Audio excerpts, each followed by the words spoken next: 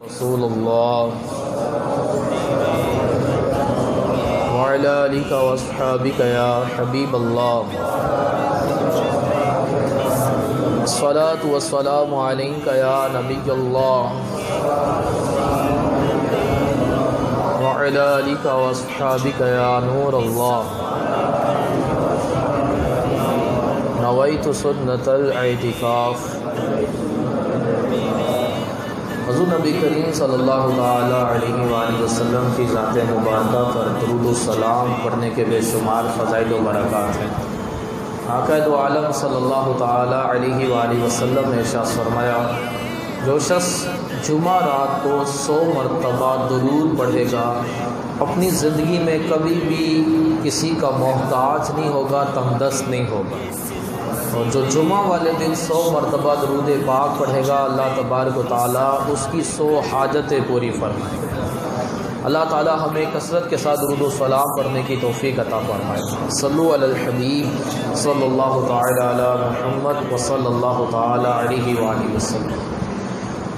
بڑے صغیر یہاں پر مسلمانوں کی حکومت تھی اور انگریز تجارت کی غرض سے یہاں پر داخل ہونا شروع ہوئے۔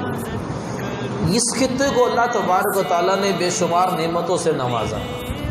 چاروں موسم اس خطے میں ہے، یہاں کی زمین بڑی زرخیز ہے، ہر طرح کی فصل بڑی اعلیٰ قسم کی اور بڑی وافر مقدار میں پیدا ہوتی ہے، اور پھر یہاں کے پہاڑوں سے قدرتی معدنیات، یعنی کہ بے شمار نعمتیں اللہ تبارک و تعالیٰ نے اس خطے کو عطا۔ اور انگریز یہاں پر تجارت کی غرض سے داخل ہوئے اور پھر یہاں کے لوگوں کو حکومت کا اور پیسوں کا لالچ دے کر اپنے ساتھ ملا کر اس بر صغیر پر قابض ہو گئے۔ اور پھر مسلمان اور ہندوؤں نے 200 سال انگریزوں کی غلامی کی۔ پہلے ہندو مسلمانوں کے غلام تھے اور پھر ہندو اور مسلمان انگریزوں کی غلامی میں زندگی گزارنے لگے۔ اب اس غلامی سے تنگ آئے تو دونوں قوموں کے اندر ایک جوش، ایک جذبہ پیدا ہوا کہ انگریزوں کی غلامی سے نجات حاصل کی اور 1857 میں ایک جنگ آزادی ہوئی اور بے شمار لوگوں کی جانیں قربان ہوئی۔ اور علماء کرام نے جہاد کا فتویٰ جاری کیا۔ جن جن علماء نے جہاد کا فتویٰ دیا تھا ان تمام علماء کو انگریزوں نے انتہائی بے دردی کے ساتھ انہیں شہید کر دیا، جن میں مولانا کافی رحمۃ اللہ تعالی علیہ اور بھی بے شمار علماء، یعنی کہ جیل میں ان کو اذیتیں دیتے، جسم پر استریاں لگاتے اور پھر ان کو پھانسی چڑھا دیتے۔ تو علماء کرام نے کی انتھک کوششیں اور محنتیں اور یہ سلسلہ جاری رہا، یہاں تک کہ ایک کانگریس، ایک سیاسی جماعت بنی۔ محمد علی جناح صاحب بھی کانگریس میں ہی تھے۔ اب ہونا یہ تھا کہ انگریز اس ہندوؤں کی حکومت بنا کر یہاں سے جا رہے تھے، تو مسلمانوں کے اندر ایک جذبہ پیدا کیا گیا کہ انگریزوں کی غلامی سے نکل کر کیا ہندوؤں کی غلامی میں آنا چاہتے ہو؟ تو سیدی اعلیٰ حضرت امام احمد رضا خان علیہ رحمۃ الرحمان نے 2 قومی نظریہ دیا کہ ہندو اور مسلمان یہ ایک قوم نہیں ہے، 2 الگ الگ قومیں ہیں، ان کے الگ الگ ملک ہونے سے ان کی تہذیب، ان کا ثقافت، ان کا تمدن ایک الگ ہے۔ ہندو گائے کی پوجا کرتے ہیں اور مسلمان گائے کا گوشت کھاتے ہیں، تو یہ الگ الگ قومیں ہیں، ان کی الگ الگ ریاست ہونی سے۔ تو محمد علی جناح صاحب کا بھی پہلے یہی نظریہ تھا کہ یہ ایک قوم ہے، ایک ملک بن جائے۔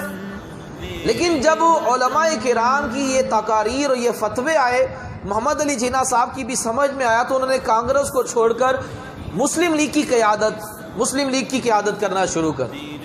اچھا، وہ مسلم لیگ کی قیادت کی تو غیر اپنے بھی دشمن بن گئے، یہاں تک کہ محمد علی جناح صاحب پر قاتلانہ حملہ بھی ہوا۔ اب محمد علی جناح صاحب ڈیسائیڈ ہو کر انہوں نے مسلم لیگ کی قیادت چھوڑ کر وہ سب کچھ چھوڑ چھاڑ کے بیٹھ گئے۔ اب اس پر پیر جماعت علی شاہ رحمۃ اللہ تعالی علیہ نے ان کو خط لکھا۔ وہ خط ایسا تھا کہ محمد علی جناح صاحب کا حوصلہ بڑھ گیا۔ یہ پاکستان بنانے میں محمد علی جناح صاحب کا کیونکہ اسلامی جمہوریہ پاکستان بننا تھا، علماء نے زیادہ ساتھ دیا، اس میں علماء کا بہت بڑا کردار ہے۔ تو اس وقت پیر جماعت علی شاہ رحمۃ اللہ تعالی علیہ ایک بہت بڑے عالم دین اور آپ کا پورے بر صغیر میں ایک حلقہ احباب صاحب تھا۔ آپ نے اپنے تمام شاگردوں میں، مریدین میں یہ کہا ہوا تھا کہ جس نے محمد علی جناح صاحب کو ووٹ نہ دیا وہ ہماری طریقت سے خارج ہے۔ محمد علی جناح صاحب کو اپنے خط لکھا کہ آپ دشمنی سے گھبرائیں نا، یہ جو دشمنی ہوتی ہے نا یہ کامیابی کی وجہ بنتی ہے۔ نمرود کی دشمنی ابراہیم علیہ السلام کی کامیابی کی وجہ بنی، فرعون کی دشمنی موسیٰ علیہ السلام کی کامیابی کی وجہ بنی، ابو جہل کی دشمنی حضور صلی اللہ علیہ وسلم کی کامیابی کی وجہ بنی۔ تو آپ دشمن سے نہ گھبرائیں، یہ جو دشمن آپ کے بڑھ رہے ہیں سمجھ لیں کامیابی آپ کے قریب ہے۔ محمد علی جناح صاحب نے جب وہ خط پڑھا اور خط کا جواب میں یہ لکھا کہ آپ جیسے بزرگوں کی دعائیں اگر میرے ساتھ ہیں تو پھر میں پاکستان بنا کر دم لوں گا۔ اور محمد علی جناح صاحب کو 3 تحفے بھی آئے تھے، پیر جماعت علی شاہ رحمۃ اللہ تعالی علیہ نے 3 تحفے بھیجے تھے، ایک تسبیح، ایک جائے نماز اور قرآن پاک۔ محمد علی جناح صاحب نے کہا کہ آپ کے تینوں تحفوں کا مقصد میں سمجھ گیا ہوں۔ آپ نے تسبیح بھیجی ہے اس لیے کہ میں نبی علیہ السلام پر درود پڑھوں، کہ جو درود پڑھتا ہے اس پر اللہ کی رحمت نازل ہوگی، جب اللہ کی رحمت نازل ہوگی تو پھر کامیابی میرے لیے آسان ہو جائے گی۔ اور آپ نے جائے نماز بھیجی ہے تاکہ میں نماز کی پابندی کروں، جو نماز نہیں پڑھتا وہ مسلمانوں کا لیڈر نہیں بن سکتا۔ آپ نے قرآن پاک بھیجا ہے تاکہ میں قرآن پاک کی تعلیم حاصل کروں، جب قرآن کی تعلیم نہیں ہوگی تو میں اسلامی قوانین کیسے نافذ کروں گا؟ تو محمد علی جناح صاحب نے کہا کہ میں نے قرآن کی تعلیم حاصل کرنا شروع کر دی ہے۔ شاہ نورانی رحمت اللہ تعالی کے والد گرامی عبدالعلیم میرٹھی، ان سے محمد علی جناح صاحب قرآن کی تعلیم حاصل کیا کرتے تھے۔ تو یوں محمد علی جناح صاحب اور علماء کرام کے ساتھ کی بنا پر ایک انتھک محنت اور کوششیں اور قربانیوں کے بعد 14 اگست 1947 بروز جمعہ 27 رمضان کو پاکستان بارز وجود میں آیا۔ بڑے بڑے جلسے ہوتے تھے علماء کے، محمد علی جناح صاحب کی بڑے بڑے جلسے ہوتے تھے، اس میں تقریریں ہوتی تھیں۔ ان تقریروں میں کیا محمد علی جناح صاحب یہ کہتے تھے کہ ہم آپ کو روٹی کپڑا مکان دیں گے، بجلی پانی گیس سستی کر دیں گے، ہم تمہیں نوکریاں دیں گے، ہم تمہیں مکان دیں گے؟ کیا محمد علی جناح صاحب کی یہ تقریر ہوتی تھی؟ نہ، اس وقت کے سیاسی لیڈروں کی اور محمد علی جناح صاحب کی تقریر یہ ہوتی تھی کہ مسلمانوں تمہیں اسلامی ریاست دیں گے جہاں پر تم اسلام کے مطابق زندگی گزارو گے، اسلامی قوانین بنائے جائیں گے، دنیا کے اندر یہ پاکستان ایک ایسا مسلمان ہوگا جو تجربہ گاہ ہوگا جہاں پر اسلامی قوانین بنے جائیں گے۔ تو ہی مسلمانوں کے اندر جذبہ پیدا ہوا کہ ایک ہمیں ایسا ملک ملنے والا ہے کہ جہاں پر ہم اسلامی طریقے سے زندگی گزاریں گے۔ تو مسلمان جان دینے کے لیے تیار ہو گئے۔ کیا بجلی پانی گیس کے لیے بھی کوئی اپنی جانیں قربان کرتا ہے؟ کیا روٹی کپڑا مکان کے لیے بھی کوئی جانیں قربان کرتا ہے؟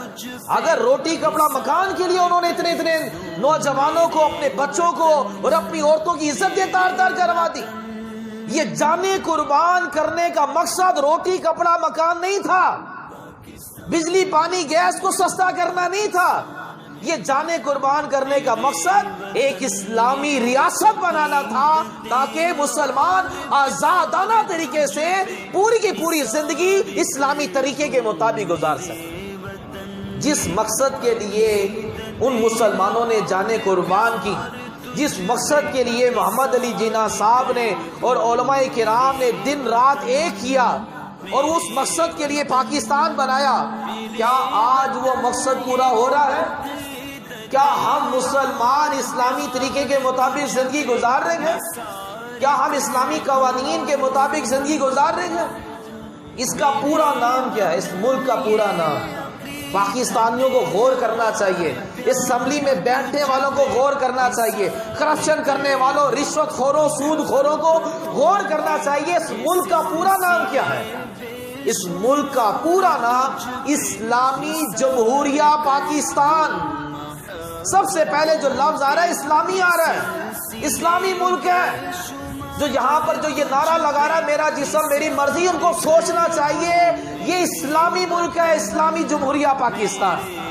پھر اس کا نام کیا ہے؟ پاکستان، پاک سرزمین، پاکیزہ لوگوں کی زمین ہے، پاکیزہ لوگ رہتے ہیں یہاں پر، پاک لوگوں کی زمین ہے، پاکیزگی کے ساتھ زندگی گزاری جائے۔ لیکن عجیب قسم کے معاملات ہیں ہماری، ساری سال سوئی ہوئی قوم آج کہہ رہی ہے ہم زندہ قوم ہیں، ہم زندہ قوم ہیں۔ اگر ضمیر سوئے بھی ہو نا تو ان کو جگایا جا سکتا ہے، اگر مر گیا نا تو مرے ہوئے کو جگایا نہیں جا سکتا۔ اب پتہ نہیں ہمارے ضمیر سوئے ہوئے ہیں کہ یہ ضمیر مر گئے ہیں۔ اگر تو ہمارا ضمیر سویا ہوا ہے تو یہ پاکستانی ایک دن جاگ اٹھے گا، اگر مر گیا تو پھر اللہ ہی حافظ ہے۔ یعنی کہ ہماری زندگی کا عجیب و غریب قسم کی حالات ہے کہ ہم کس طرح سے زندگی گزار رہے ہیں۔ اور مسلمان، یہ جب پاکستان ایک تو یہ کافروں کو چبھ رہا تھا کہ مسلمانوں کی ریاست نہیں بننی چاہیے، کیونکہ یہ یہودو، یہ نصارہ، یہ مسلمانوں کے، یعنی کہ قرآن کہہ رہا کہ یہ تمہارے دشمن ہیں، یہ کبھی تمہارے دوست نہیں ہو سکتے، اور یہ موقع تلاش کرتے ہیں تمہیں نقصان پہنچانے کا۔ تو پہلے تو انگریزوں کی یہ خواہش تھی کہ پاکستان بنے نا، لیکن لوگوں نے جانیں قربان کی، جن کو آپ انسانیت کا ٹھیکیدار سمجھتے ہیں نا، 1857 سے 1947 تک 20 لاکھ لوگوں کو انہوں نے قتل کیا ہے، 20 لاکھ۔ ہلاکو خان نے جب بغداد پر حملہ کیا تھا نا، اس نے 4 لاکھ لوگ کو قتل کیا تھا، 4 لاکھ، اور انہوں نے اس بر صغیر کے اندر 4 لاکھ نہیں 20 لاکھ، 20 لاکھ کا فگر کوئی چھوٹا فگر نہیں ہے، اتنے لوگوں کو قتل کیا گیا، انتہائی بے دردی کے ساتھ قتل کیا گیا۔ ان 20 لاکھوں میں سے اکثر کو تو کوئی کفن بھی نہیں، کوئی جنازہ بھی نہیں، ایسی ان کی لاش تیرتی رہی دریاؤں میں، کنوؤں میں، پلیٹ فارموں میں، یوں ٹرین آتی تھی اور خون سے بھری بھی ہوتی تھی، ذبح کیے ہوئے لوگ ہوتے تھے۔ کس طرح سے آج جو باجے بجا رہے ہیں نا، کاش ان 20 لاکھ لوگوں کی خون سے لتھڑی ہوئی لاشوں پر بھی غور کر لینا چاہیے۔ وہ کنویں جس میں چھلانگیں لگا کر عورتوں نے اپنی جانیں دے دی تھی، وہ کنویں ان کی قبر بن گئے ہیں۔ کاش ان باجے بجانے والے اور ون ویننگ کرنے والوں پر، رقص و سرور کی محفلیں سجانے والوں کو وہ کنویں بھی یاد کر لینے چاہیے۔ وہ آج بھی کنویں موجود ہیں جن کے اندر عورتوں نے چھلانگیں لگا کر اپنی عزتوں کی حفاظت کی تھی۔ یہ ملک بننے نہیں دے رہے تھے، اب جب بن گیا تو انہوں نے کہا کہ ہم نے اس کو رہنے نہیں دینا۔ انڈیا کو پاکستان کا دشمن بنائے رکھا۔ 1962 میں انڈیا کی اور چین کی جنگ ہوئی تھی، اور انڈیا پوری طرح چین سے شکست کھا رہا تھا، تو چین نے پاکستان کو مشورہ دیا کہ تم کشمیر میں داخل ہو جاؤ۔ تو اب یہ اس کا بڑا اچھا مشورہ تھا۔ اب جب پاکستانی یہ عمل کرنے لگے تو، کیونکہ جب ایک ریاست بنتی ہے تو اس کو غیروں سے خطرہ کم، لیکن اپنے چھپے ہوئے دشمن جو بھیڑیے ہوتے ہیں نا، ان سے زیادہ خطرہ ہوتا ہے۔ امریکہ کی ایک کال آئی اور ایوب خان کشمیر میں داخل ہونے کے سے اس نے انکار کر دیا۔ اس وقت کشمیر بالکل ہاتھ میں تھا 1962 میں، اس وقت بھی انہوں نے کشمیر کو حاصل نہیں کیا۔ پھر کارگل میں کشمیر بالکل پاکستان کے ہاتھ میں تھا، تب بھی فوجیں بلا لی گئی۔ اور پھر 1965 میں روس نے انڈیا کو بہترین قسم کے طیارے اور اسلحہ دیا، اور کیونکہ کہتے کہ پاکستان تو ابھی تک اپنے پیروں میں نہیں کھڑا ہوا، تم رات کے 3 بجے حملہ کرنا، صبح کا ناشتہ لاہور میں کر لینا۔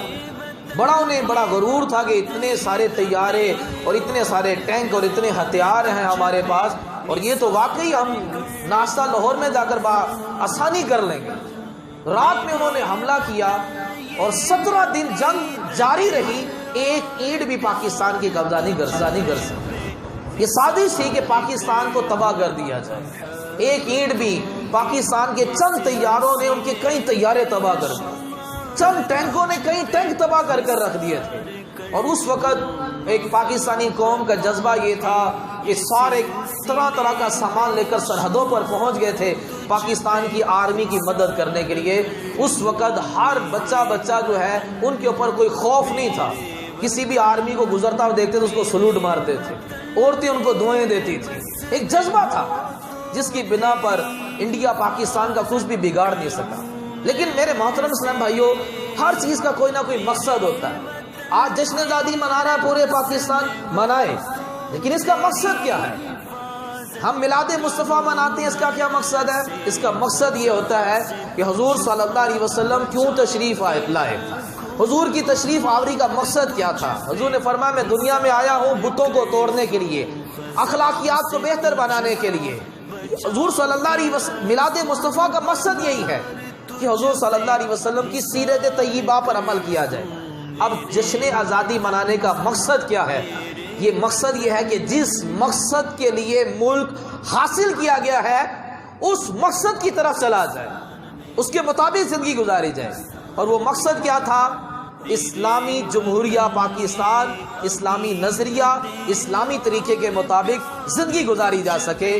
تو ہمیں اس مقصد کو دہرانا ہوگا، اپنے بچوں کے اندر باجے بجانے کا جذبہ دلانے کے بجائے ان کے اندر یہ جذبہ دلایا جائے ایک سچا مسلمان، ایک سچا پاکستانی بننا۔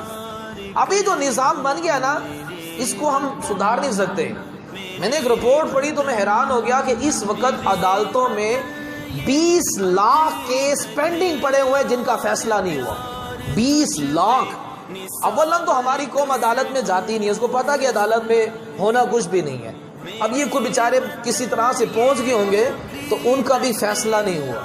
اب اس نظام کو ہم ٹھیک نہیں کر سکتے۔ اس نظام کو ٹھیک ہونے کا صرف ایک ہی طریقہ ہے، ہم یہ جو نیو جنریشن ہے ان نوجوانوں کی اچھے معنوں میں تربیت کر دیں، دیانتداری کی، سچائی کی۔ پھر کل کو انہوں نے جج، کرنل، سب کچھ انہوں نے بننا ہے۔ جب ان کے اندر دیانتداری کا جذبہ ہوگا، سچائی کا جذبہ ہوگا تو ہمارے کسی بھی ادارے کے اندر بد دیانتی نہیں ہوگی، کسی میں بھی بد دیانتی نہیں ہوگی اگر یہ نئی نسل کو کے اندر ہم دیانتداری کا جذبہ پیدا کریں۔ ہم اپنے ملک کے اندر ایک انصاف کا نظام بنائیں۔ مسلمانوں نے سارے کے سارے ملک تلوار سے حاصل نہیں کیے ہیں، بے شمار ایسے ملک ہیں کہ جن میں تلوار گئی نہیں ہے اور پھر بھی وہ اسلامی ملک ہے۔ اس کی وجہ کیا تھی؟ مسلمانوں کی دیانت، انصاف۔ حضرت علی رضی اللہ تعالیٰ عنہ ایک جنگ سے واپس آ رہے تھے، آپ کی لگام، گھوڑے کی لگام چوری ہو گئی تھی۔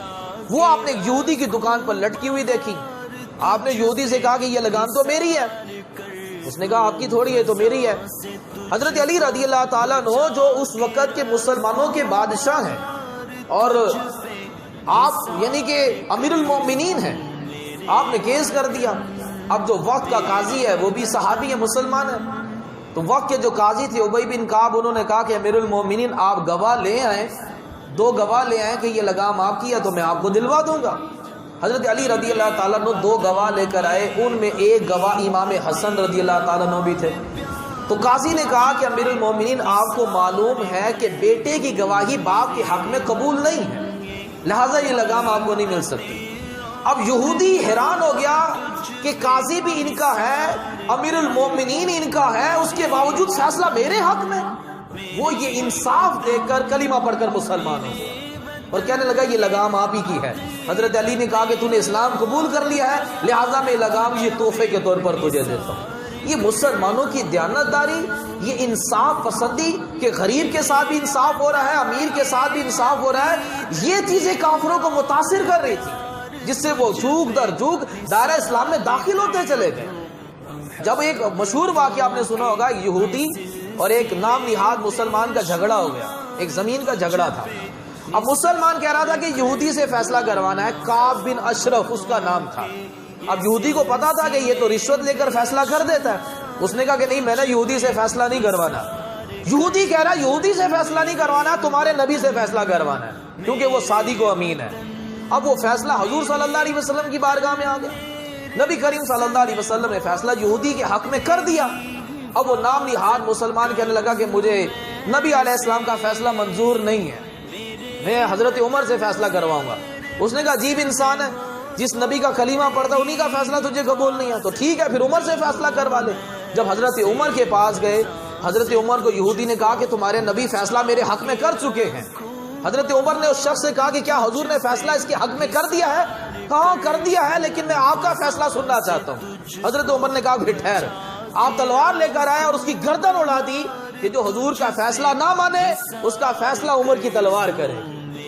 یعنی کہ یہودی یہ دیکھ کر حیران ہو گیا کہ ایک مسلمان وہ دوسرا نام نہاد مسلمان کو قتل کس لیے کر رہا ہے کہ وہ انصاف کو نہیں مان رہا، انصاف کے تقاضے پورے نہیں کر رہا۔ یوں کافر جو تھے اسلام سے متاثر ہو کر دائرہ اسلام میں داخل ہوتے چلے۔ ایک تو ہمیں جشن آزادی کے مقصد کو سمجھنا ہے، کہ ہمیں اسلام کے مطابق زندگی گزارنی ہے. اسلام کی ترقی میں ملک کی ترقی ہے، اور ملک کی ترقی میں اسلام کی بقا ہے. یہ دونوں چیزیں لازم اور ملزوم ہیں. ہم اسلامی زندگی گزاریں گے، ہمارا ملک ترقی کرے گا، ہمارا ملک ترقی کرے گا، اسلام ترقی کرے گا. یہ دونوں لازم اور ملزوم چیزیں ہیں. تو ایک تو یہ کہ جشن آزادی کا مقصد اسلامی طریقے سے زندگی گزاری جائے. دوسرا یہ کہ ہمیں ملک کی ترقی کے لیے کوشش کرنی ہوگی. عدالتی نظام کو بہتر بنایا جائے، صوبے زیادہ بنائے جائیں. تقسیم کاری کرنے سے کام آسان ہوتا ہے، کام بڑھتا ہے. اب جب صوبے 73 سال ہو گئے ہیں، صرف ایک صوبے کا اضافہ کیا ہے. آپ جب صوبوں کا اضافہ کریں گے، بعض صلاحیت لوگ اوپر آئیں گے. جب آپ بعض صلاحیت لوگوں کو اوپر نہیں لائیں گے تو بعض صلاحیت لوگوں کی صلاحیتیں ڈیڈ ہو جاتی ہیں، یا پھر وہ اپنی صلاحیتوں کا مظاہرہ آؤٹ آف کنٹری میں جا کر کرتے ہیں. دنیا بھر کے ڈاکٹر وہ دنیا میں پھیلے ہوئے ہیں، پاکستان کے ڈاکٹر دنیا میں پھیلے ہوئے ہیں، پاکستان کے حفاظ دنیا بھر میں پھیلے ہوئے ہیں. ہمارا ٹیلنٹ باہر جا رہا ہے، سافٹ ویئر انجینئر باہر جا رہے ہیں، ڈاکٹر باہر جا رہے ہیں. یہ کیوں ہمارا ٹیلنٹ باہر کیوں جا رہا ہے؟ کیونکہ ہم نے تقسیم کاری نہیں کی. ہم زیادہ سے زیادہ صوبے بنائیں، پھر دیکھیں انشاءاللہ کہ ہمارا ملک کتنی تیزی کے ساتھ، کتنی جلدی کے ساتھ ترقی کرے گا. اس ملک پر اللہ تعالیٰ کا فضل ہے. جشن آزادی منانے والوں، یہ ایک آزادی اللہ کی نعمت ہے، یہ باجے نہ بجائے جائیں. آج عورتیں بے پردہ باہر نکلیں گی اور لڑکے جہاں دیکھیں گے 4 لڑکیوں کا گروپ آ رہا ہے، وہ اپنی موٹر سائیکل کا اگلا ویل اٹھا لیں گے، باجے بجانا شروع کر دیں گے. ان لڑکیوں کا کیا مقصد ہے بے پردہ ہو کر باہر نکلنے کا؟ اور ان نوجوانوں کو بھی سمجھنا چاہیے کہ آپ اس ملک کے نوجوان ہو، جس کی تم نے ملک کی بھاگ دوڑ سنبھالنی ہے. یہ تمہارا انداز زندگی ٹھیک نہیں ہے کہ تم سلنسر نکالو، ون ویلنگ کرو اور باجے بجاؤ اور اپنی ہی مسلمان بہنوں کو چھیڑو. یہ انداز ٹھیک نہیں ہے. اسلامی مسلمان بنے، سچے پاکستان بنے. پاکستان کا جھنڈا پکڑ کر ہندو کا طریقہ اختیار کر کر یہ آدھا کلو کے پاکستانی نہ بنے، پورے پاکستانی بنے. تو ہمیں اس طریقے سے انداز سے زندگی گزارنی ہوگی کہ ہمارا اسلام، ہمارا دین بھی ترقی کرے، ہمارا ملک بھی ترقی کرے.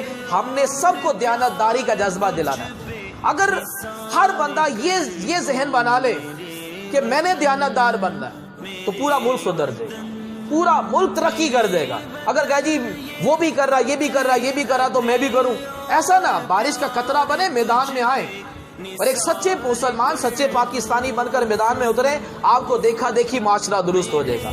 فرد سے افراد اور افراد سے معاشرہ بنتا ہے. ہر بندہ یہ نعرہ لگا لے کہ مجھے سدھرنا ہے. اب پاکستان کا پورا نام ہے اسلامی جمہوریہ پاکستان. پاکستان کا قومی نعرہ کیا ہے؟ پاکستان کا مطلب کیا؟ لا الہ الا اللہ. دیکھیں اس کا نعرے پر غور کر لیں، اس کے نام پر غور کر لیں. اس کا نام کیا؟ اس کا نعرہ کیا؟ پاکستان کا مطلب کیا؟ لا الہ الا اللہ. کون؟ ہمارے رہنما محمد الرسول اللہ. اللہ تبارک و تعالی ہمیں سمجھنے کی توفیق عطا فرمائے. آج اللہ کا شکر ادا کرنے کا دن ہے، نہ کہ ناچ گانے کرنے کا دن ہے، باجے بجانے کا دن نہیں ہے.